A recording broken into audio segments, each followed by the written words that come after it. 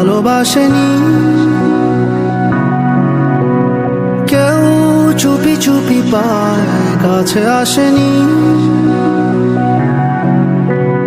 কেউ গোধূলি বেলা দুহাত বাড়িয়ে খুব আদর মেখে আর ডাকেনি,